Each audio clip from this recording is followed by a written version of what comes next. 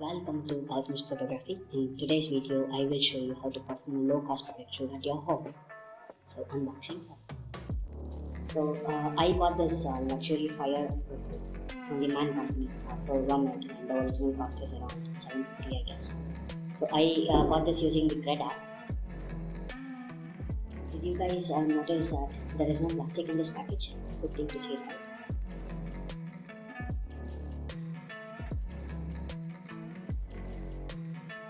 So this will be the perfume that we will be using in today's product shoot.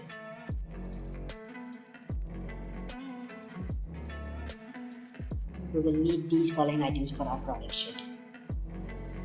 This is how I have set up for the shoot. Our camera is mounted on the tripod. We have one speedlight on the light stand with a 50 cm softbox, and the product is placed on the glass surface so that we get a nice reflection of the product. For the first picture, I used only one speedlight with a softbox placed above the product, and my camera was set to a timer with 10 seconds, and my settings are here. Now I used additional speedlight on the left side so that I can put a nice rim light in the picture.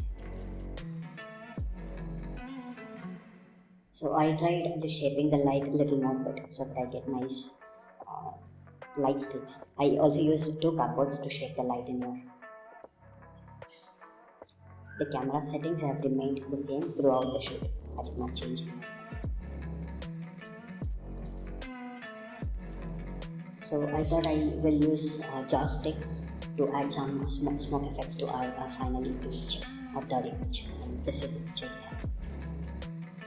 I hope you found this tutorial helpful. If you guys have any suggestion, please leave it in the comments below, or you can send me a message on my Instagram. We will have another tutorial for you. Yes.